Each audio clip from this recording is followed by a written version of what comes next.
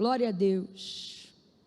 Eu vou contar de 1 a 3, quando eu disser 3, você vai liberar uma palavra que determina o rumo profético daquilo que Deus nos confiou como verdade para essa noite. Quando eu disser 3, você vai dizer para ela desse jeito: você vai recomeçar.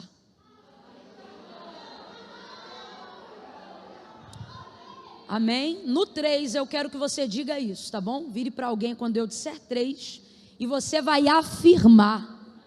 Você não vai perguntar se ela quer, você não vai perguntar se ela gostaria, você não vai fazer ela rever a milha que já caminhou até aqui, porque senão ela se cansa e diz, eu vou morrer aqui, que eu não tenho mais força para caminhar. Então veja bem, pela palavra de Deus, nós vamos provar nessa noite, que você não vai morrer nem vai parar, você vai recomeçar. É 1, é 2, é 3, diga. Vira para outra agora, vai, fala. O Senhor vai inaugurar um novo ciclo na sua vida a partir desta noite. Abra comigo a sua Bíblia no livro do Gênesis, capítulo de número 21. O Senhor confiou ao meu coração essa palavra para essa noite. Gênesis, capítulo de número 21. Essa água aqui é minha, né, gente? É? Ninguém bebeu não, tem certeza. Gente, eu nem quero lenço, mas só para abrir essa caixinha. Que coisa linda, vou até...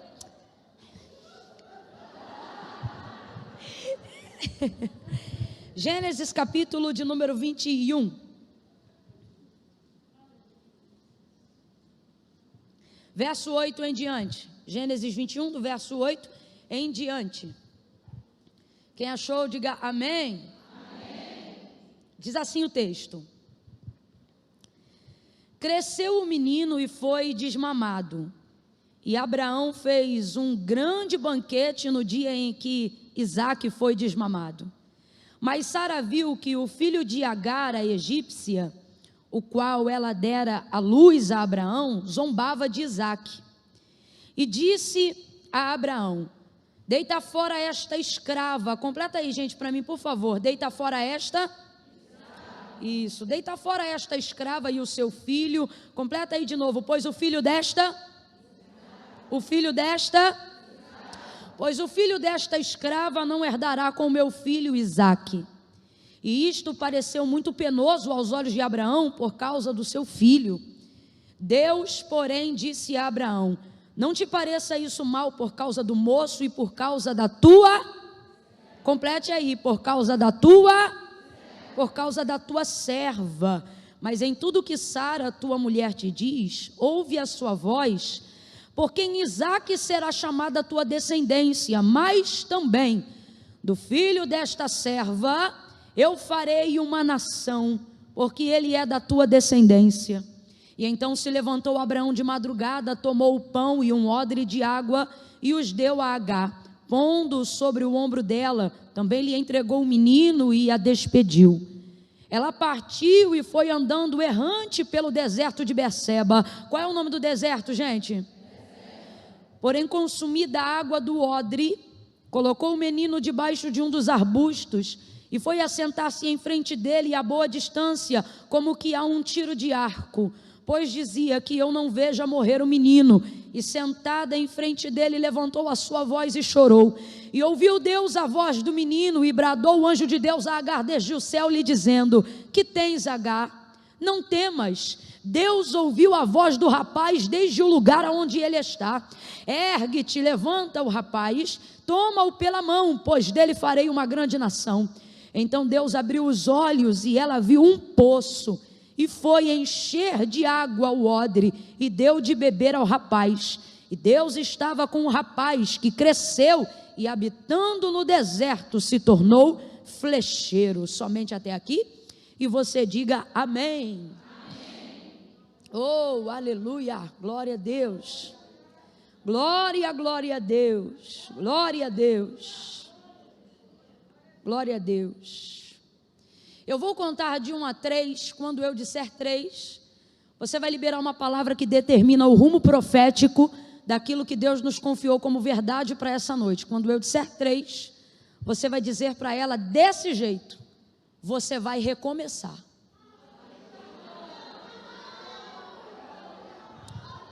Amém? No 3 eu quero que você diga isso, tá bom? Vire para alguém quando eu disser 3 e você vai afirmar. Você não vai perguntar se ela quer, você não vai perguntar se ela gostaria, você não vai fazer ela rever a milha que já caminhou até aqui, porque senão ela se cansa e diz: eu vou morrer aqui, que eu não tenho mais força para caminhar. Então veja bem, pela palavra de Deus, nós vamos provar nessa noite que você não vai morrer nem vai parar, você vai recomeçar. É 1, é 2, é 3, diga. Vira para outra agora, vai, fala. O Senhor vai inaugurar um novo ciclo na sua vida a partir desta noite. Um tempo de recomeço. Deus inaugura na sua vida a partir de hoje. Assim diz o Senhor. Aleluia. Ora manaca chorrebadai de calama. Premanamai de orrebarassuri rebai. Oh, aleluia. Glória a Deus.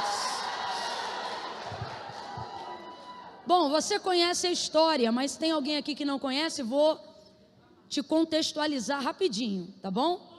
Agar era a serva egípcia de Sara, que foi conquistada na descida de Abraão e Sara ao Egito, quando eles ainda peregrinavam para conquistar a terra da promessa. Você sabe que o Senhor apareceu a Abraão e lhe fez uma grande promessa. A promessa que Deus confiou a Abraão foi tão grande, tão grande, tão grande, tão grande, que ele se tornou o parâmetro de fé para que Deus a estendesse sobre a vida de outras pessoas, por amor da aliança que fez com Abraão. Isso significa que aquilo que Deus entregou à casa de Abraão era tão grande, que não cabia só na sua casa. Por isso o Senhor, ele diz para Abraão: e em ti serão benditas só as famílias dos hebreus? Não, todas as famílias da terra. E é válido lembrar que esse texto está no Antigo Testamento. Então nós estamos falando de um tempo onde nem havia consciência nossa acerca da ministração da nova aliança. Mas a gente percebe a citação da fidelidade, da promessa que Deus entregou a Abraão, mesmo no Novo Testamento, na ministração da nova aliança, quando o texto diz que todos quanto recebem Jesus Cristo, recebem nele o direito de serem chamados filhos de Deus, para cumprir justamente aquilo que o próprio Deus havia manifestado sobre a vida de Abraão. Então foi uma promessa muito grande. O Senhor disse a Abraão: sai da tua terra, da tua parentela, vai para a terra em que eu vou te mostrar. Eu farei de ti uma grande nação, eu abençoarei os que te abençoarem, e eu amaldiçoarei os que te amaldiçoarem, e em ti serão benditas todas as famílias da terra. Desde então, Abraão começa a peregrinar, e eles vão evoluindo, tanto ele quanto Sara. Deus promete lhe dar um filho, e esse filho é Isaac. Isaac é o filho da promessa. Então, só para você ficar bem enganjado aqui na palavra, complete para mim, por favor. Isaac é o filho da promessa. Isso, é o filho da promessa. Esse é o memorial do nome eterno do nosso Deus. Foi assim que ele se revelou a Moisés, depois de tantos anos, em Êxodo capítulo de número 3, quando Moisés pergunta: quando eu chegar lá e me perguntarem quem foi que me enviou, o que eu respondo? E ele diga que o Deus de Abraão, o Deus de Isaac e o Deus de Jacó, porque este é o meu nome eternamente. Ele está dizendo: eu sou fiel. Na verdade, nesse tripé, Deus está afirmando a seguinte colocação: Deus de Abraão, o Deus que faz promessa; Deus de Isaac, o Deus que cumpre o que promete; Deus de Jacó, o Deus que traz manutenção àquilo que ele já cumpriu. Ele é um Deus que não abandona, ele é um Deus que não deixa, ele é um Deus que não desampara. Sara vai rir, vai ter dificuldade de compreender como essa promessa vai se cumprir, porque na verdade, tanto Abraão quanto Sara estão caminhando com Deus de agora. Diferente de nós que carregamos uma Bíblia inteira e uma série de testemunhos, até pessoais e acerca da vida de outras pessoas que edificam a nossa fé, eles não têm esse acervo de testemunhos acerca do currículo de Deus. Quem é? De onde veio? O que fez? Não. Por isso Abraão, segundo o autor da carta aos Hebreus, é tido como pai da fé, porque ele foi alguém que creu sem Deus precisar provar que era realmente quem estava dizendo que era. e que fazia realmente o que estava dizendo que ia fazer. Por isso ele é a régua. Desde então, estabelece-se o seguinte paradigma, que para ter fé não precisa ter vista, porque você não precisa ver para crer, você só precisa ouvir, e isso é o suficiente. Por isso a Bíblia diz que quem anda pela fé não anda por vista, porque a fé vem pelo ouvir, e o ouvir da palavra de Deus. Essa régua, ela é estabelecida em Abraão, que não precisou ler o currículo de Deus para acreditar que ele era Deus. Ele disse: eu sou Deus, e Abraão disse: tá bom, e eu vou fazer isso, tá bom, e para eu fazer isso, sai da tua terra. E ele: tá bom, vai para a terra em que eu vou te mostrar. Ele já sabia qual era a terra, mas ele diz: tá bom. E isso lhe foi imputado por justiça. Então eles começam a peregrinar, porque quem tem uma promessa normalmente peregrina. E numa dessas peregrinações eles descem ao Egito. Descendo ao Egito, vão conquistar muitos servos e muitas servas, entre eles Agar.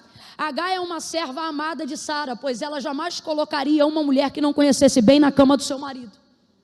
Porém, toda ideia que nasce no terreno da incredulidade vai gerar desgraça, vai gerar rompimento de aliança. E infelizmente a ideia que Sara está tendo de colocar Agar na cama de seu marido Abraão, a fim de que dele e dela nasça o filho que ela acredita que é o filho da promessa, porque ela já era avançada em dias. Eu estou falando de uma senhora de cabelos grisalhos, gente. Ela não conseguia acreditar que dela nasceria o filho. Ela acredita que Deus daria um filho, mas ela pensa que ela vai articular alguma coisa para fazer cumprir aquilo que Deus falou. E você sabe, a gente que serve ao Senhor tem consciência disso. Quando Deus entrega uma promessa a alguém, a responsabilidade de fazer cumprir aquilo que foi prometido não é de quem recebe, gente, é de quem promete. Por isso, quando Deus lhe entrega uma promessa, você só precisa obedecer. Você não precisa fazer cumprir aquilo que Deus falou. Você não faz isso. Você não dá conta disso. Mas Sara ainda estava conhecendo ao Senhor e não sabia disso. Então ela chama Agar, aquela que obviamente ela tem por serva mais chegada, mais fiel, mais leal. E dá uma ordem. Eu disse que ela dá uma... Porque não diga para mim que Agar estava confortável em deitar-se na cama de um senhor que você serve como pai, e de repente você tem que se deitar como se fosse mulher de um homem que você serviu a vida toda, em que não há sentimento. O texto não diz se Agar tinha uma fé, o texto não diz se Agar estava conhecendo alguém, o texto não diz qual era o tipo de vida que Agar levava. Ela era uma serva e por causa da sua obediência precisou obedecer o comando. Então a primeira coisa que a gente tem que desmistificar da nossa ideia é que Agar tipifica a mulher sem vergonha que deitou na cama de Abraão. Peraí, não. Agar é a serva que teve que obedecer uma ordem que nem combinava com o estilo de vida que ela tinha.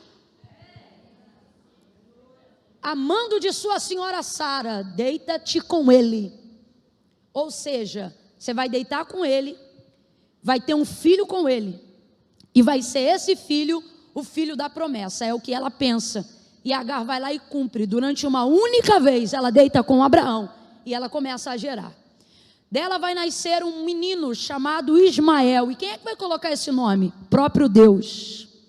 Porque o texto vai dizer que quando Agar começa a gerar e ela percebe que está grávida, ela começa a ficar vaidosa, porque ela sempre foi serva, mas agora ela está fazendo algo que nem a sua senhora poderia fazer. E isso vai subir um pouquinho na cabeça de Agar. E Sara vai ficar revoltada, Sara vai ficar indignada, Sara vai ficar irada. E mulher irada quando faz escândalo já é ruim, mas mulher irada que guarda a ira consegue ser pior. E Sara não podia manifestar ira. Então o texto diz que ela maltratava Agar de maneira a matar na unha. Algumas versões vão dizer isso. Sara matava na unha. Camila, o que é matar na unha? Tu sabe o que é matar na unha. A gente não fala, mas demonstra. A gente não fala, mas olha. A gente não fala, mas humilha na classe. Sara vai ficar indignada com o comportamento de Agar. Mas sabe do que ela está reclamando? Daquilo que ela mesma cultivou. Então aprenda a administrar aquilo que você começou. E se mantenha sendo superior, se foi você que inaugurou isso. Ela começa a matar H. Gente, ela maltrata tanto H, o texto vai dizer. Ela maltrata tanto H, tanto, que H não aguenta. Com barriga, sem barriga, grávida e tudo, ela vai embora fugida. Ela some do mapa, porque ela não aguenta mais aquele tipo de humilhação. Ela não aguenta mais aquele nível de maltrato. Sem que haja preparo algum, ela sai da casa de Sara e de Abraão, fugida. E vai parar no meio de um deserto, chamado deserto de Sur. Qual é o nome do deserto?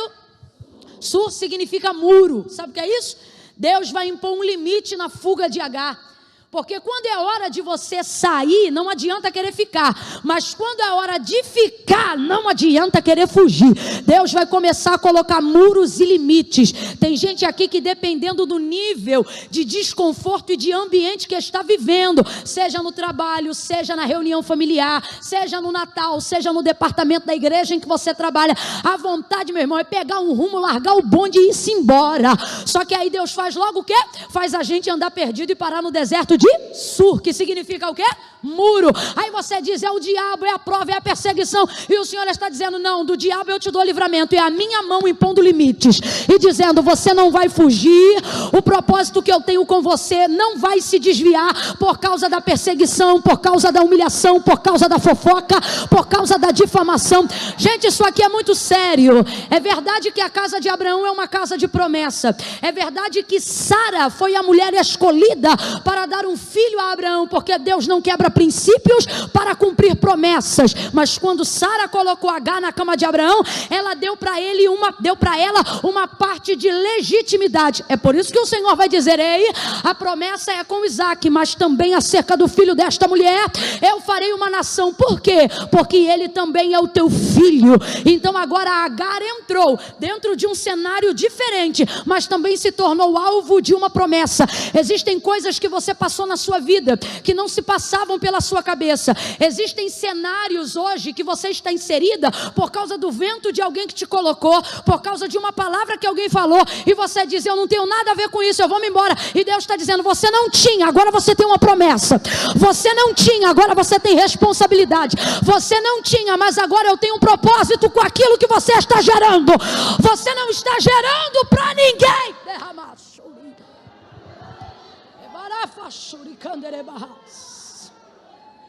Quando Sara coloca Agar na cama de Abraão, ela pensa, eu vou ter um filho, mas Deus está olhando, eu não quebro o princípio para cumprir promessa, o filho é dela. Gente, isso aqui é muito forte.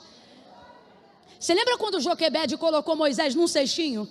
E colocou, eu nunca vi um Deus que trabalha pelas mães como o nosso Deus. Ele tem um negócio com as mães.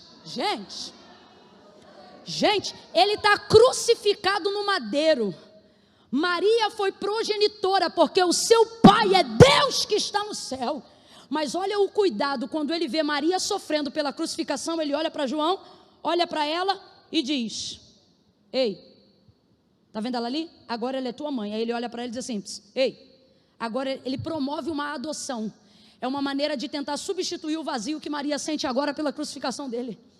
Que cuidado com as mães. Voltando para Moisés, Joquebede pensa, perdi, vou colocar nas águas do Nilo. Miriam vai acompanhando para onde está se banhando a filha de Faraó. Pega Moisés, olha para ele, ele olha para ela, e Miriam está ali como um canal de Deus. A senhora precisa de uma serva para cuidar dele. Eu preciso sim, você consegue uma para mim? Eu consigo, vai lá e busca a mãe. Pega Joquebede e coloca para cuidar do menino. E quem é que cuida de Moisés? A própria mãe, ainda é paga para isso. Eu nunca vi um Deus que cuida das mães com tanto princípio, com tanto... eu não planejei dizer isso, mas Deus está dizendo, ei, eu vou pegar filhos que estão no Nilo, e você acha que eles estão lá para destruição. Eu vou pegar filhos que foram concebidos em leitos de homens que não poderiam honrar a sua maternidade. Deus está dizendo, eu vou resgatar a maternidade de algumas que perderam filhos. Deus está dizendo a alguém hoje aqui, eu vou pelejar pela tua maternidade, eu vou tirar filhos do Nilo por causa do compromisso que eu tenho com você. Sara pensa que está gerando um filho para ela, mas eu nunca vi Deus tirar um filho de sua mãe. Deus não, nunca vi. Ela está tão desesperada que vai-se embora para o deserto de Sur, e ali o anjo do Senhor aparece para ela, e ele diz para ela: o que fazes aqui, Agar? Sabe o que ele está dizendo? Você está sem rumo, sem direção, está fazendo o que aqui, Agar? Eu estou desesperada, eu vou morrer aqui nesse deserto. Estou parafraseando. Só que olha que coisa interessante, a convivência com gente de Deus faz a gente conhecer o Deus dessa gente.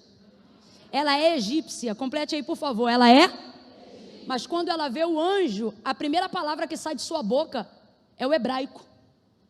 Ela olha para ele e ela diz: é o Rói. Ela conhece o Deus de Abraão, só que ela não imaginava que o Deus de Abraão também se manifestaria a uma egípcia.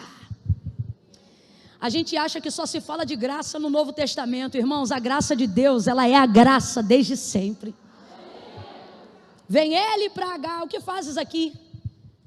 Eu vim morrer. Não, olha só, você não vai morrer não. Esse menino que está no teu ventre vai se chamar Ismael. Primeira coisa que ele diz: o que você está pensando que vai ficar travado, que vai ser abortado, eu vim aqui te dizer, vai nascer. E o nome dele vai ser Ismael. Sabe o que significa Ismael? O Senhor me ouviu, ou o Senhor me ouve. Só que veja bem, ela olha para o anjo, e quando ela vê o anjo olhando para ela e falando com ela, ela diz: eu Rói, o Senhor me vê. Eu vi o Deus que me viu, ou que me vê. Aí ele diz: e o nome do menino, logo depois dela ter dito eu Rói, será Ismael, que significa o Senhor me. Então quando ela diz o Senhor me vê, ele está dizendo: vejo e ouço. Ele não é uma testemunha passiva. O que Deus está dizendo para ela é o seguinte: Agar, você está acostumada a relacionar-se com pessoas por causa da sua qualidade de serva, aonde elas veem, mas não falam nada, aonde elas falam algo sobre você para outras pessoas, mas não se dirigem a você. Só que agora eu vou te apresentar um Senhor que é o Deus de Abraão, e ele não só te vê, como ele também te ouve. E o melhor de tudo, ele não é uma testemunha passiva, que vê e não fala nada, que ouve e não fala nada. Ele está dizendo: eu sou uma testemunha ativa. Lembra quando o povo está sendo sacrificado no Egito? Qual é a expressão da manifestação de Deus depois de 400 anos de silêncio? Ele diz: vi e ouvi a aflição do meu povo e fiquei no céu? Não, vi e ouvi, por isso eu desci para livrar o meu povo. Deus está dizendo para algumas mulheres hoje aqui: se eu fosse você, eu levantava sua mão para receber. Ele está dizendo: ei, sabe tudo isso que você está passando? Esse processo de humilhação, esse processo de cuidar da depressão, esse remédio tarja preta para controlar essa síndrome do pânico.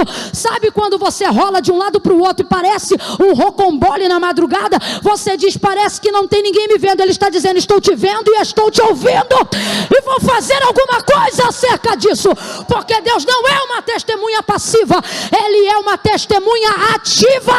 Ele olha para Agar e ele diz: levanta, levanta, Agar.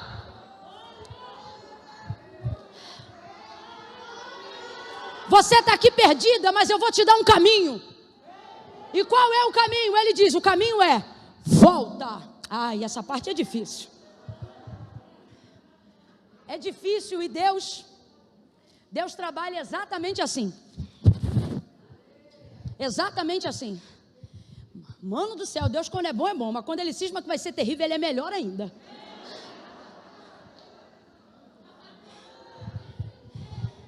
Você quer ver? É mais ou menos assim, ó. Eu quero ir embora, ele diz: fica. Não é?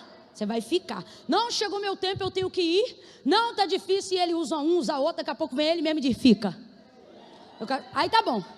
Aí você fica, resolve o pepino, descasca o abacaxi. Quando está tudo bem, ele diz: vai. Aí você diz: não, agora que eu resolvi tudo, eu quero ficar. Ele diz: não, agora você vai. Não, eu vou ficar. Ele diz: você vai. Você vai. Não é assim? A mesma coisa. Aí ele diz assim: Agar, desse menino eu também vou fazer uma descendência. Esse menino vai se chamar Ismael. Sabe o que ele está dizendo?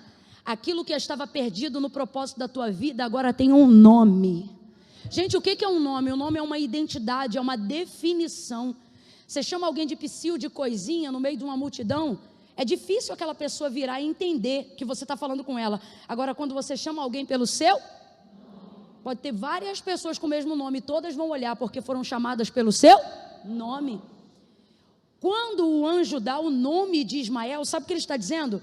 Você não vai mais andar perdida, você tem que entender agora qual é a identidade do propósito que você carrega. Ismael, o Senhor te ouve. Agora volta e humilha debaixo da mão da tua senhora. Eita, parte difícil. Quem aqui já pediu perdão sem ter feito nada? É difícil, né? Só que no caso dela aqui, ela também fez algumas coisas e isso torna a volta ainda mais difícil. Porque quando a gente sai sem a direção de Deus, a gente se antecipa em palavras que Deus não mandou. Quem aqui já bateu o pé e disse, nunca mais? Depois diz, então, deixa eu te falar um negócio.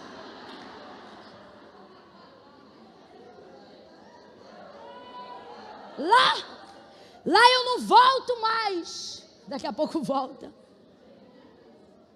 Em casa, então, as casadas, eu não falo mais sobre isso, você está me ouvindo? Eu não vou falar mais sobre isso. Ela dá 3 passos e diz, olha só, e volta no assunto de novo. Volta a Agar agora, e vai fazer um caminho de humilhação. Completa aí para mim, gente, um caminho de? Fala de novo, um caminho de? A gente é bom de falar de exaltação, de honra, mas a gente acha que isso se conquista de graça. Gente, não tem como. Se Deus vai elevar, antes disso vai moer, vai abater. É a única forma de você não subir demais. Depois que você alcançar aquele posto. Ah, Camila, mas eu sou muito humilde. Se você está dizendo que é humilde, já não é humilde tanto quanto deveria ser. Humildade é o tipo de coisa que certa feita eu ouvi essa definição, nunca mais eu esqueci. Diz assim, humildade é aquele negócio que quando você descobre que tem, você perde.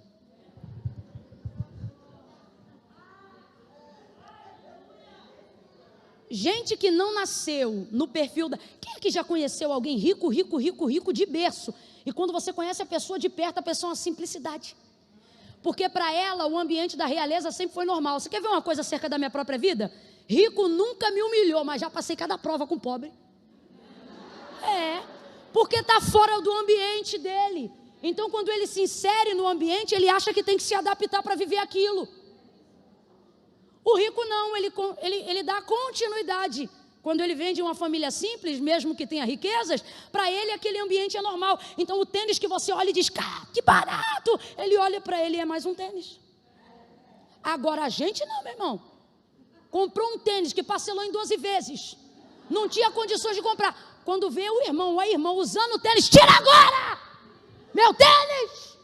Fofo! A gente é assim. Então, todas as vezes que Deus vai pegar alguém que não é, Camila, Deus pega quem não é? Só pega quem não é. Porque Deus escolheu as coisas que não são, para confundirem as que são. Escolheu as fracas para confundirem as fortes. Escolheu as desprezíveis para confundir as outras. Então dá uma olhada para ela aí, só para ela entender que tem que voltar por um caminho. Diga para ela, desce filha. Desce, desce, olha para ela e diz assim, você não é isso tudo não. Rapaz, você só é por causa da promessa, só é por causa da chamada, só é por causa daquilo que Ele confiou em você. Agar então volta por esse caminho, mas todas as vezes que Deus te impelir a um caminho de humilhação, é porque Ele já previu um caminho de virada, de honra, de glória, de exaltação. Ela volta e se humilha, e Sara faz o que? Aceita ela de volta. É uma relação de anos. Você não destrói coisas que demoram anos para construir de um dia para a noite. Aí ela volta, mas fica entalada na goela de Sara, porque relacionamento é assim, depois que quebra é difícil dar liga de novo se Deus não tiver propósito. E ali na verdade não tinha mais um propósito, porque agora Agar também tem um propósito. E as duas não podem ocupar a terra do mesmo propósito, porque com Isaac Deus tem algo, e com Ismael Deus tem outro algo.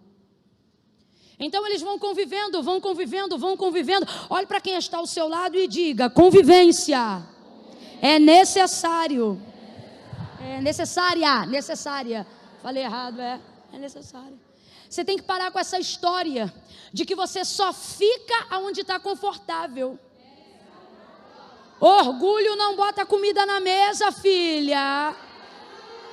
Bota não. De vez em quando você vai engolir seco daquela patroa. De vez em quando vai passar uma situação difícil. Só que o Senhor está dizendo: ei, esse é o esmeril que eu estou usando para polir aquilo que eu tenho na sua vida. Elas vão conviver, presta atenção. Nem sempre você frequentará ambientes onde se sentirá realizado. Mas antes de se sentir realizado, Deus quer ver o nível de tolerância da sua convivência. Tem que saber entrar e tem que saber sair. Está na hora de você aprender a falar direito com gente que você não gosta. Ai, Camila, mas eu não sei ser falsa. Quem fala isso, meu irmão, não tem dificuldade em ser falsa, tem dificuldade em ser sábia. Porque a maturidade te ensina a entrar e a sair. Tal lugar, vamos em tal lugar, eu não vou. Por quê? Porque fulana vai estar indo em tal lugar. Aí porque eu não gosto dela, porque fulana é um bicho. O bicho é você que está deixando de ir onde fulana está, porque não pode ver ela. Aí eu vou para o culto hoje, mas eu sei que ela senta ali pela quarta fileira, quinta para trás. Eu vou sentar bem lá atrás, porque se o pregador disser, vira para a irmã que está do lado, com aquela eu não falo nada. Olha para quem está ao seu lado e diz: convivência. Olha para ela e diga: você não vai amar todo mundo. Perdão, amar você tem que amar todo mundo. Diga: você não vai gostar de todo mundo.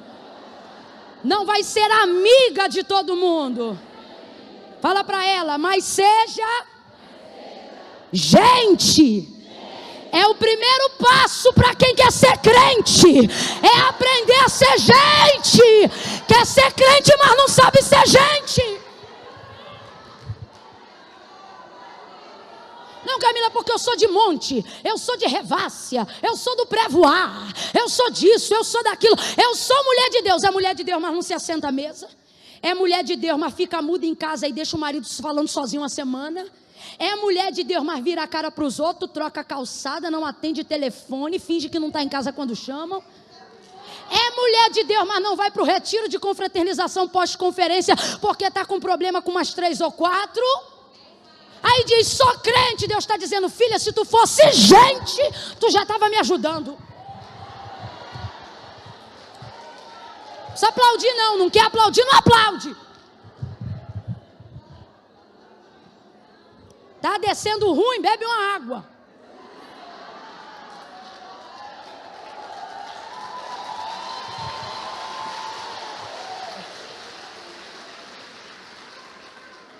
Gente que não sabe conviver, não vai saber lidar com a exaltação. Muito sério. Tem que saber conviver. Quando eu digo amar, tem que amar todo mundo, sim. Porque é mandamento, mas gostar é afinidade. E você não tem como estabelecer afinidade com todo mundo. Agora, convivência? O que Paulo disse? Segue a paz com? No tripé de quem é progressista no reino de Deus, ele diz: primeiro a paz, depois a santificação. Por que primeiro a paz? Porque você não vai se relacionar bem com Deus se não souber se relacionar bem com as pessoas. Papo de que se dá bem com Deus, mas não se dá bem com ninguém, não é verdade, é religiosidade. Quanto mais você se relaciona com Deus, melhor fica o seu relacionamento com as pessoas. Volta, H. Se ele te mandar voltar, volta. E o que eu tenho de força para voltar, Camila? A certeza de que eu saí sem uma identidade, saí sem uma direção, saí e fiquei perdida no deserto de Sul, mas agora ele manda ela voltar, dando um nome para o filho dela e entregando para ela uma promessa. Qual? Ismael também terá uma descendência. Então por que eu saio? Porque eu não sei para que eu fui chamada. E por que eu volto? Porque agora eu sei porque eu estou voltando. Aquilo que eu carrego agora na volta me motiva a voltar, mesmo que eu seja humilhada. Por quê? Porque eu tenho um motivo para passar por esse processo. Porque agora eu sei que isso aí é só caminho de volta, não é o meu destino final. Quando você entender quem você é no reino de Deus e aquilo que você carrega, se humilhar se torna parte do processo, não se torna o fim da sua vida. Ela volta e se humilha nas mãos de Sara, a sua senhora. Sara recebe ela de volta, mas nunca mais a relação é a mesma. Afinal, ela agora tem um filho. Ela também tem um nível de autoridade dentro daquela casa por ter um filho de Abraão. O tempo vai passando, mas agora Deus cumpre as promessas na vida de Sara. Ela gera Isaac, ela dá luz a Isaac. Isaac é o filho da promessa. E no capítulo 21, Abraão está dando um grande banquete, celebrando o desmamamento de Isaac. Sara está tão feliz andando pela casa e ela diz: quem diria quem diria Abraão que Sara teria Isaac? Aí ela diz: quem diria mais que Sara amamentaria um filho? Ela está tão feliz. Só que daqui a pouco ela vê Ismael, filho de Agar, zombando do seu irmão Isaac, que é o caçula, o mais novo. Agora responde para mim sem querer espiritualizar. Vamos aqui para relacionamento familiar de quem vive o dia a dois e junto, de quem convive. Irmão mais velho nunca beliscou o irmão mais novo? Não? Nunca rolou bullying dentro da casa de quem tem irmão? Irmão, eu sou da década de 80, a gente não tinha esse negócio de bullying na escola, porque a gente já chegava para fazer o bullying, de tanto bullying que tinha em casa. Ué, era em casa que a gente ouvia cabeçudo, narigudo, irmão. Quem tem irmão aí, irmão? Irmão, era em casa que o negócio desenrolava. Até aqueles que se davam melhor na relação do mundo. Ai, meu irmão, eu amo meu irmão, eu também amo a minha irmã, mas de vez em quando o couro comia.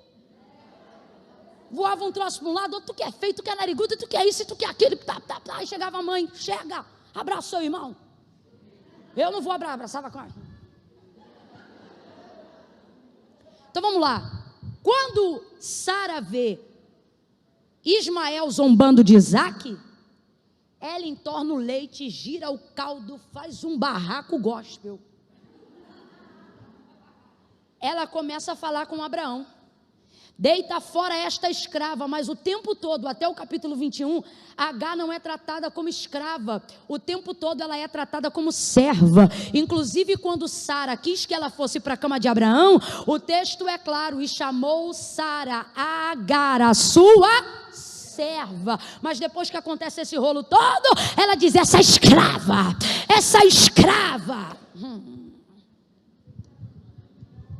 Então vamos lá, o que está acontecendo aqui? Você acha realmente que o problema de Sara é Ismael e Isaac? Claro que não, irmão. Irmão implica, belisca sim, faz aquilo que não deveria fazer. A adolescência pode ser muito cruel. Crianças também podem ser muito cruéis.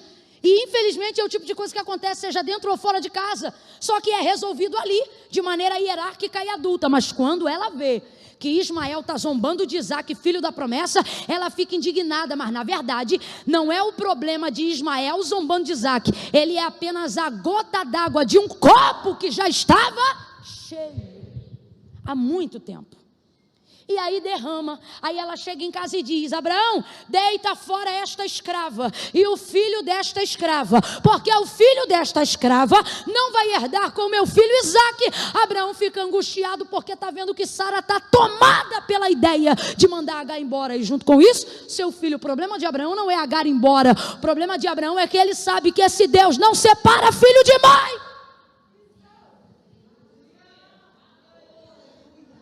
Esse princípio ele é tão tremendo, gente, que todo mundo aqui que já tentou alguma coisa na adoção, ou até em briga na justiça, às vezes a mãe nem é tão maravilhosa assim, mas se ela decidir diante do juiz que vai pegar, ele dá preferência para a mãe. É desse jeito. O coração dele se angustia e ele pensa: eu vou perder meu filho Ismael. Guarda o que eu vou lhe dizer. Em Isaac, Abraão vê que Deus cumpre promessa, mas ele não descobre paternidade em Isaac, ele descobre paternidade no dia que Ismael nasce. Ismael veio antes de Isaac, então quem despertou toda a paternidade que havia a princípio em Abraão foi Ismael, porque veio primeiro do que Isaac. Então agora o coração dele está angustiado, ele está perturbado, e aí o Senhor visita Abraão e diz para ele: Abraão, faça tudo o que Sara, tua mulher, te diz. Por quê, Senhor? Tu concorda com ela? Deus vai provar que não concorda com a forma que Sara vai tratar Agar, quando ele diz assim: porque acerca desta serva, oh, aleluia, e ele repete a mesma quantidade de vezes que Sara chamou ela de escrava, ele repete a mesma quantidade, depois você vê o texto, ele repete a mesma quantidade de vezes, só para chamar H de serva. Sabe o que Deus está dizendo quando ele fala desse jeito sobre H com Abraão? As pessoas não mudam para mim só porque elas mudaram para você. Para Sara, H agora é uma escrava, mas antes era serva. Só que Deus está dizendo, ei, para mim ela continua sendo uma serva. Eu estou trazendo essa palavra nessa noite, porque Deus falou comigo, que muitas mulheres que estão aqui hoje, estão sendo rotuladas de coisas que nunca foram, só porque você mudou na perspectiva de alguém. Alguém que às vezes te abençoa, mas não está preparado para te ver bem. Alguém que te ajuda, que quer que você cresça, mas não está preparado para te ver melhor. Aí quem muda é o coração da pessoa, mas ela prefere dizer que foi você que mudou.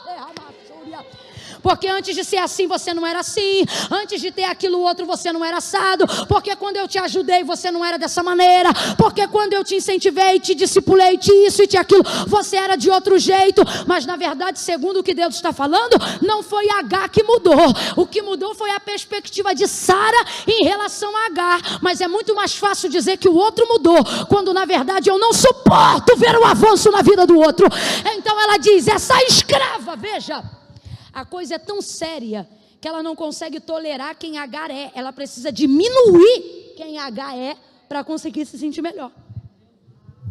Porque como senhora da casa, sendo H serva, ela podia continuar botando H para fora, sem problema nenhum. Só que a necessidade aqui é de diminuí-la e não de expulsá-la. Por quê? Porque eu estou com isso entalado na minha goela desde o dia que ela voltou para casa. Aí ela diz, deita fora essa escrava, porque o filho desta escrava não vai herdar com meu filho Isaque. Abraão se angustia, Deus vem e diz, Abraão, faz o que Sara te diz, porque eu concordo com ela? Não, mas eu vou usar o que ela está começando para terminar do meu jeito. Tem situações da sua vida que você passou, ou que você está passando, e você diz assim, Camila, eu nunca imaginei passar por isso. E Deus está dizendo, é por isso que eu vou usar isso aí, essa prova que você está passando. Sabe por quê? Se eu deixasse por conta tua, tu ia ficar acomodada numa casa onde tu não estava bem. Agora olha isso, gente. Quando chega o Senhor e diz para Sara, perdão, para Abraão, ele respalda Agar dizendo assim, Abraão, fica tranquilo, porque acerca desta serva, Deus está dizendo, ei, quando alguém muda para você, não significa que essa pessoa também mudou para mim. Tem gente aqui que Deus está dizendo, ei, você tem andado magoada porque percebe que alguém olha para você e diz, você mudou. Só que Deus está dizendo, ei, não defina a sua identidade pela perspectiva que as pessoas têm de você. Olhe para mim, eu sei quem é você.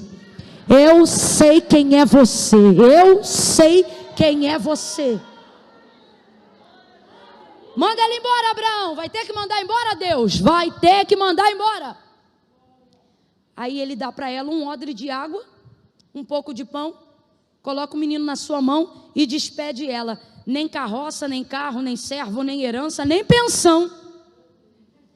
Se fosse nos dias de hoje, Abraão ia estar enrolado. Manda embora com um odre de água, um pouco de pão e vai.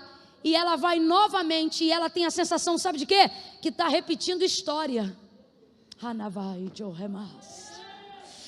E a pior coisa é você remar, trabalhar, amar, perdoar, se submeter, humilhar, seguir, ajudar, avançar, crer, mas no final a ideia e o cenário parece assim, meu Deus, estou repetindo história, já estou eu aqui perdida de novo, já estou eu aqui rechaçada de novo, já estou eu aqui sem direção de novo, não é brincadeira não, até quando a minha vida vai ficar dessa maneira? Só que agora o deserto não é de Sur, porque Sur é deserto do limite, é deserto do muro, agora ela vai para o deserto de Berseba, e sabe o que é considerado o nome do deserto de Berseba? Deserto do recomeço, oh, aleluia, é o deserto onde Deus vai inaugurar uma coisa nova. Oh, levante a sua mão, eu vou reproduzir isso novamente. Deus está dizendo, ei, o cenário parece repetido, mas eu vou fazer uma coisa nova. Você vai viver uma novidade. Oh meu Deus, eu estou sentindo uma graça de Deus para liberar isso aqui. Você vai viver uma novidade. Deus está dizendo: ei, eu não te chamei para repetir história. Eu vou fazer algo novo na sua vida, H. Vai ela andando, vai ela andando, vai ela andando. Daqui a pouco está desesperada. Por quê? A água do odre acabou. Tem gente que podia te dar mais, abençoar mais, honrar mais, mas Deus não deixa. Sabe por quê? Senão você vai continuar refém dessa pessoa.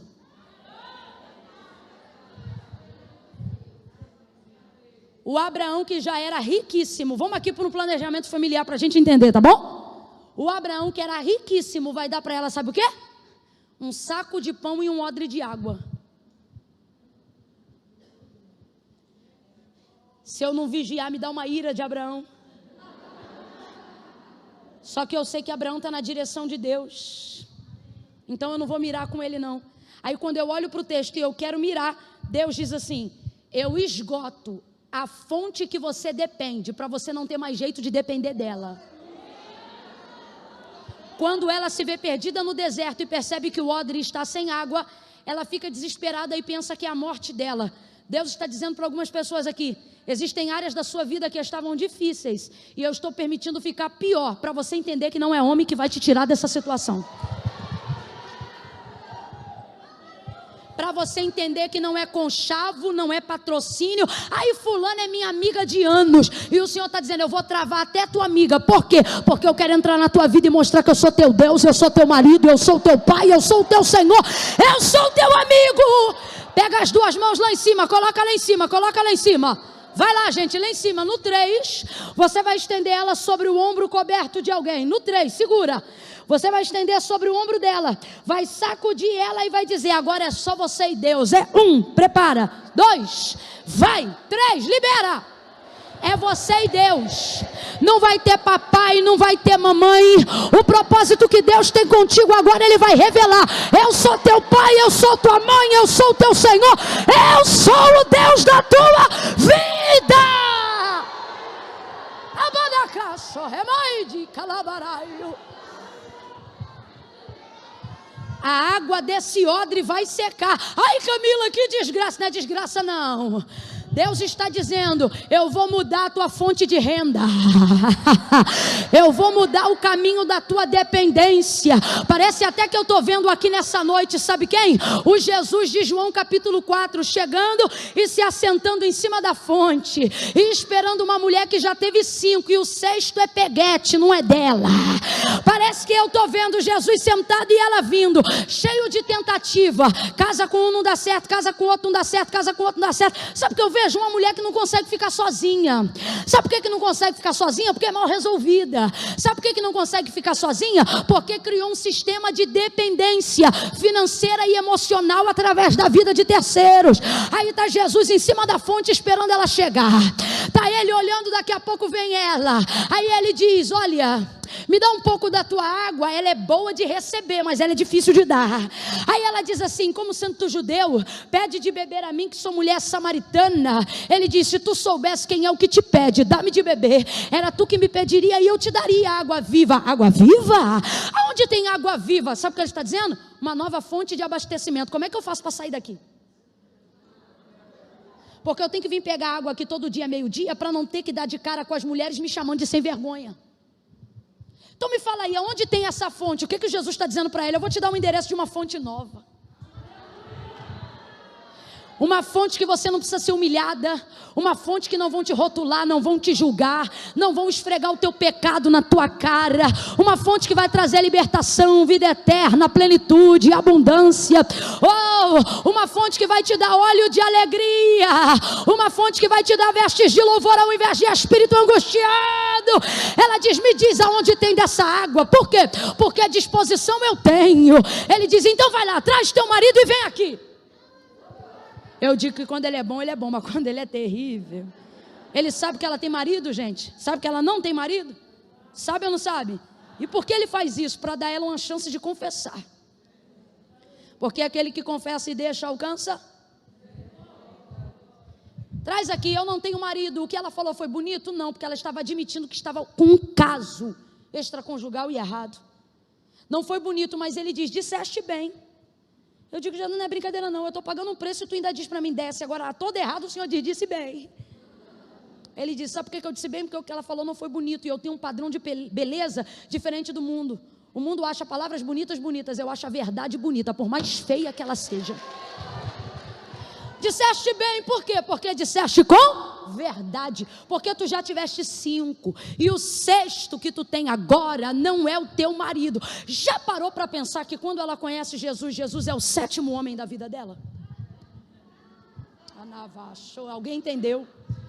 Você lembra a tipologia do 7 na Bíblia? O 7 tipifica o número do quê? Você acha que está bom porque ainda não conheceu o que é perfeito. Mas Ele te trouxe hoje aqui para te dizer, é por isso que eu estou esgotando essa água velha do teu vaso, porque você está ganhando um pouco e está achando que é tudo. Eu vou te mostrar quem tem tudo para te dar. Eu vou te mostrar um novo caminho para você seguir. H vai pegar o menino achando que acabou, porque só tem um cântaro de água vazio. Pega Ismael, coloca debaixo de um arbusto, se distancia dele para que eu não veja o menino morrer. E o verso vai dizer assim, e distanciou-se dele cerca de um tiro de arco de flecha. É uma medida para aferir uma distância maior. Complete aí, uma medida para aferir uma distância maior. Ela foi para bem longe do menino, porque não queria ver ele morrer. Então, quando a Bíblia vai aferir distâncias maiores, ela tipifica esse exemplo. Distanciou-se cerca de um tiro de arco de flecha, uma distância maior. Mas essa medida é muito incomum, ninguém se distanciava assim. Lembre, quando Jesus ia orar, o texto diz, e distanciava-se dos seus discípulos cerca de um tiro de pedra. Era uma distância mais curta. Esse é o aferidor normal, mas H vai tomar uma distância absurda, a ponto que vai usar um aferidor atípico. Distanciou-se do menino cerca de um tiro de arco de flecha. Aí, irmãos, olha o que o texto diz, que agora o anjo do Senhor aparece a Agar novamente no deserto. Mas agora esse deserto não é o de Sur, é o deserto de Beceba. O lugar que você jura que vai morrer. Deus está dizendo, tirei os teus alicerces para te fazer uma casa nova, uma vida nova. Oh, aleluia. Oh, aleluia. Ele diz para ela, Agar, por que choras? Gente, por que choras? Está vendo não? Esse cântaro está vazio. Eu vou morrer. Sabe por que ele diz, por que choras? Sabe por que ele diz, por que choras? Ele está dizendo assim, ela está chorando de sede. Por não ter água, ela acha que vai morrer. Mas diante dela tem o que, gente? Quem lembra, gente? Deus não botou na hora não, ela parou ali. Ela parou ali. A água do odre de Abraão acabou bem ali, aonde? De frente ao poço. Mas H não vê, porque quando tu estás apegada ao velho, tu não consegue ver.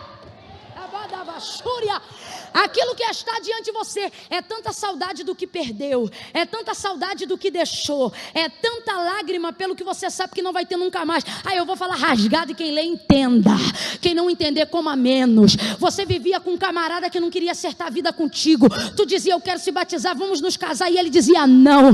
O homem te apertava, te agredia, mas porque botava 1 quilo de arroz dentro do armário, tu achava que tinha que ficar com ele. Aí Jesus sopra esse homem para longe e você diz, agora eu vou morrer. Ele está dizendo, te prepara que eu vou colocar um poço diante de você. Para de chorar por aquilo que passou. Isso era um cântaro e ele está vazio. Tem gente aqui que não consegue ver o leque de possibilidades que Deus está abrindo acerca de empreendimento. Ai, Camila, porque na pandemia eu perdi tudo. Ai, porque minha patroa me mandou embora. Ai, porque o meu chefe me tirou da repartição. Ai, era tudo que eu sabia fazer, porque eu só prestava para fazer aquilo, porque se eu não fizer aquilo eu não sei mais o que fazer. O anjo está chegando hoje para algumas chorosas, e ele está dizendo, está chorando por quê? Você está chorando por quê? Vou falar do jeito que Deus está mandando. Gente aqui que estava noiva e teve que romper o noivado. Na verdade ele rompeu. Aí você diz assim, ai Camila, eu estou tão arrasada porque eu estava prestes a casar, mas rompeu o noivado. Deus está dizendo, eu rompi o noivado para tu não romper o casamento. Não era para você, mas você só chora pelo que perdeu. E é isso que te impede de ver o nível, o tamanho das possibilidades. Gente, aonde cabe mais água? Num cântaro ou num poço? Bora, sem preguiça, vamos lá. Onde cabe mais água? Num cântaro ou num poço? E a gente está chorando por causa de cântaro diante do... Por isso, aleluia. Oh, aleluia. Se é para Jesus, aplauda com vontade, reaja diante dessa palavra.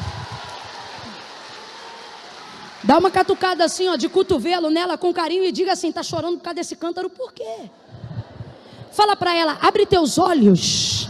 Diga: abre teus olhos e veja que tem fonte de água viva jorrando. Deus vai levantar empresárias, Deus vai levantar mulheres empreendedoras, Deus vai levantar gente que, quando aprender a enxugar as lágrimas, vai se ver diante de possibilidades que nunca antes teria, se continuasse bebendo água do cântaro. Eu declaro, não mais como pregadora, mas como profetisa do eterno, nesta noite: crede em Deus e estareis seguros. Crede que eu saí do Rio de Janeiro para profetizar e prosperareis. E eu profetizo que nesta noite Deus vai levantar um exército de mulheres que vai romper a dependência dos cântaros pessoais e vai mergulhar em águas novas, águas cristalinas, águas de empreendimento, de unção, de variedade de dons, de poder e de virtude, em nome de Jesus. Quem liga comigo esta palavra, diga amém. Diga amém. Eu posso ouvir um amém?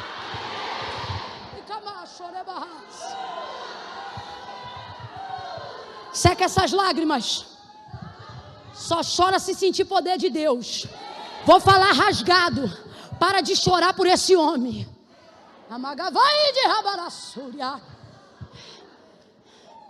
Para de chorar por causa desse salário mínimo. Não, Camila, eu estou chorando porque eram 6 salários. Nunca leu em Ageu, não?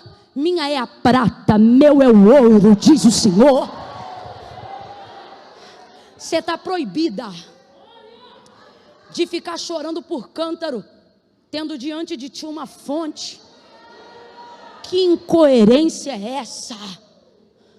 Tu é tão crente, tão mulher de Deus, para ser incoerente desse jeito? Vou ir mais.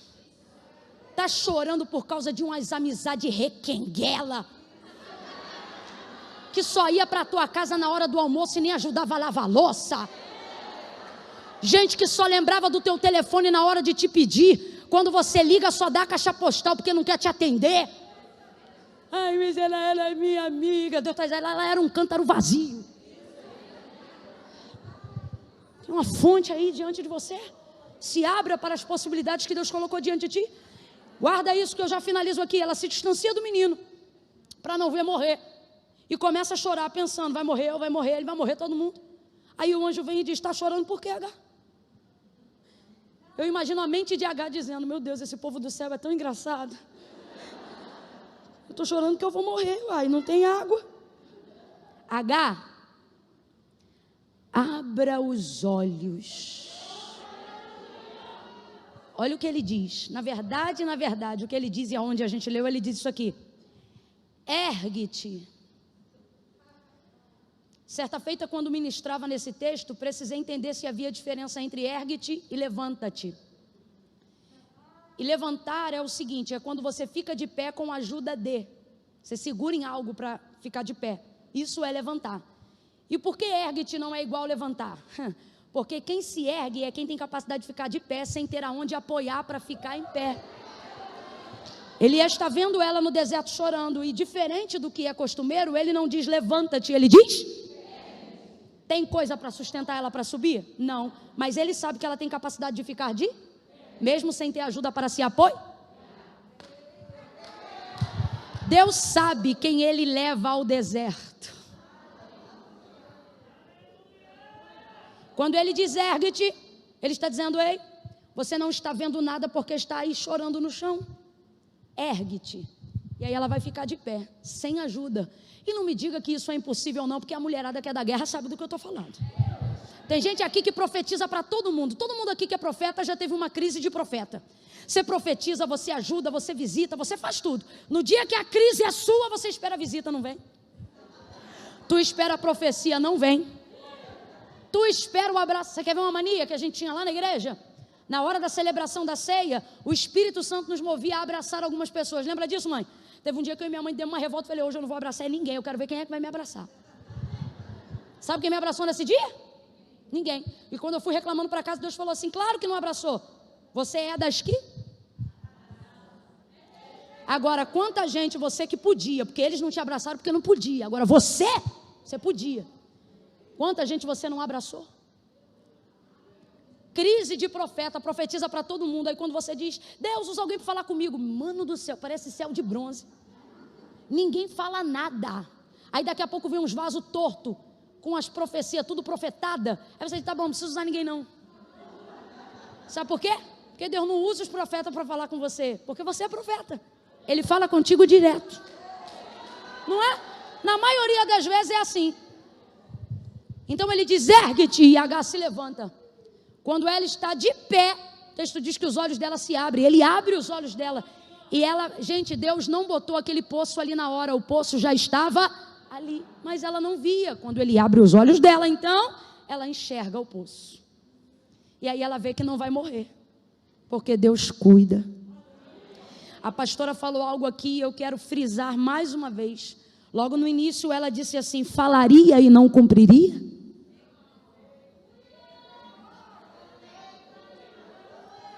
Seja profeta para alguém e diga, ele vai cumprir. Ele vai cumprir. Vou dizer uma última coisa e nós vamos ficar de pé para orar.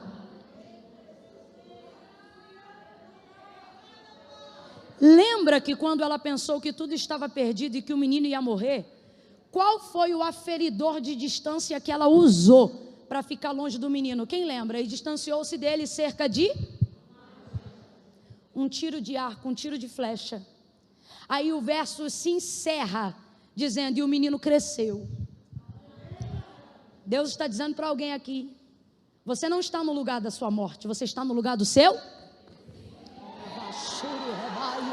no lugar do seu crescimento.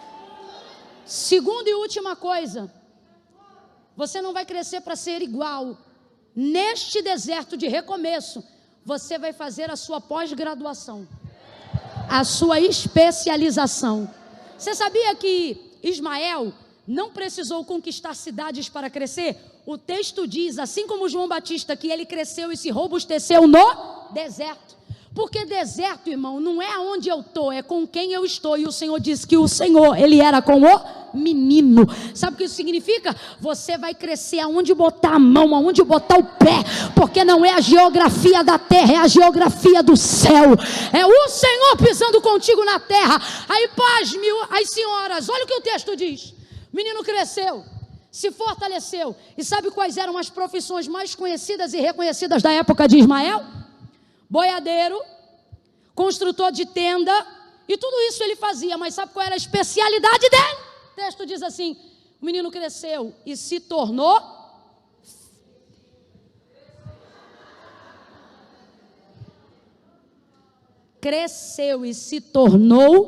flecheiro. Você acha que é coincidência?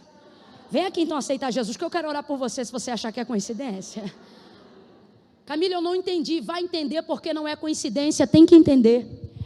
Aquilo que foi usado para aferir a medida da sua morte se tornou a especialização da sua vida.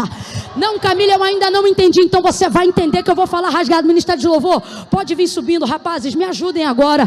Cada um alce mão do seu instrumento. Vai entender, porque eu vou falar bem rasgado. Você está tomando remédio tarja preta e você diz assim, essa depressão vai me matar. E o Senhor está dizendo, não, é a tua especialização. Tu vai ensinar outras pessoas como se cura a depressão. Camila, essa crise financeira vai me tirar da casa que eu moro. Essa crise financeira vai acabar com o meu casamento. Camila, eu nunca passei uma situação de tanta dificuldade financeira. Eu acho que eu vou morrer. Deus está dizendo, ei, isso não é o aferidor da sua morte, é o aferidor do seu crescimento. Você vai crescer tanto em finança, que você vai dar curso para os outros de como é que se sobrevive no deserto. Quem está entendendo isso, fica de pé, num salto de glória. Não é o lugar da sua morte, é o lugar do seu recomeço. Não é o lugar da sua destruição, é o lugar do seu crescimento. É o lugar da sua especialização. Creia no que eu vou lhe dizer agora. Você se tornará perita.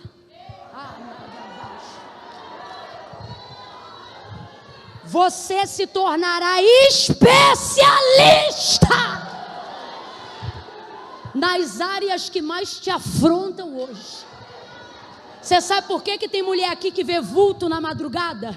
Você sabe por que tem demônio aqui tentando não deixar você dormir? É porque ele está apavorado. Porque quando sair desse processo, você vai entrar num lugar e vai ser igual Jesus. Você não vai precisar dizer: aonde está o demônio? Eles vão vir até você e vão dizer: já vieste me atormentar. Você vai se tornar perita na área que hoje te afronta, que hoje te humilha.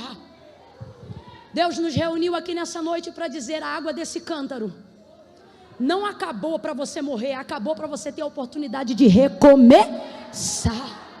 Esse deserto não é o lugar da sua morte, ele é a terra do seu crescimento. E por fim, a área que mais te afronta até hoje, eu quero que você traga lá na sua cabeça agora. Oh Deus, aqui, será que a gente sabe? A gente, leia-se vocês, porque a gente e eu não sabe. Uma canção que diz: enche-me até... Será? Dá pra gente fechar essa parte com ela? Será que dá? Se não souber, não tem problema não, a gente canta outra. Tá bom? Vou ficar chateada? Vou ficar chateada. Vou ficar arrasada? Vou ficar arrasada. Tô brincando. Tem gente que precisa ouvir isso da boca de alguém. Olhe para alguém e diga: você não vai morrer. 2020 não é o ano da sua morte, é o ano do seu crescimento. A pandemia não veio para te matar, ela veio para mostrar no que você é boa. Oh, aleluia. Ei. Aleluia. Pode ser só o refrão, tá bom? Aí depois vocês cantam o que sentir no coração. É só para fechar esse momento aqui. Eu quero falar de águas. Quero falar de gente que vai ser cheia do Espírito Santo. Sabe por que você precisa entender que diante de você está uma fonte? Sabe por que você precisa entender que Deus quer fazer de você uma fonte? Porque quando você tem um cântaro, é você que pede água. Mas quando você é fonte, é você que...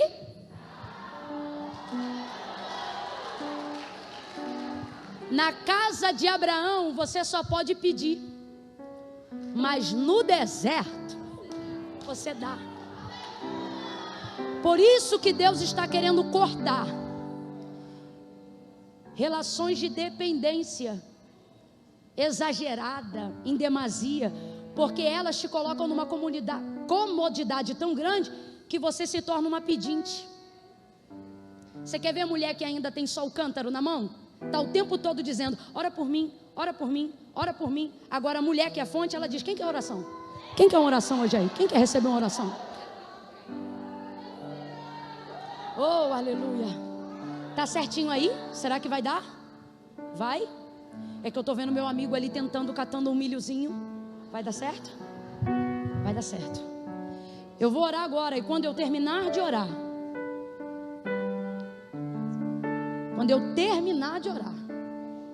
eles vão adorar o Senhor com o refrão dessa canção. E enquanto eles estiverem adorando, tem mulheres aqui, não são todas, mas tem mulheres aqui que estão afastadas da fonte, andando como pedintes com um cântaro. É tempo de aplainar tuas veredas. Deus está dizendo para algumas aqui: ei, eu não te chamei para ser pedinte com cântaro, te chamei para ser fonte. Preste atenção, quando eu terminar de orar, eu vou contar de 1 a 3. No 3, vai sair do lugar e vai vir ao altar de Deus. Pastora, já gostaria de pedir que a senhora se dirigisse aqui para cima, porque eu creio que Deus vai tomar esse lugar aqui, ó, com pessoas, e aí depois eu quero que a senhora ore. Então, se a senhora já puder estar aqui, vai ser uma alegria. Traga na tua memória aí agora: qual é a área da tua vida que mais te afronta? O que mais te indigna? Finança, espiritual, conjugal, emocional, depressão. Qual é a área que te humilha? Que você diz: Camila, eu sempre perco para essa área aqui, ó, ela me abate, me derruba, me envergonha. Traga ela na tua memória agora. Traga ela na tua memória agora. Eu vou orar agora. Fecha os olhos, curva a cabeça. Pai, no nome de Jesus, eu levanto a minha voz com a tua igreja nessa noite.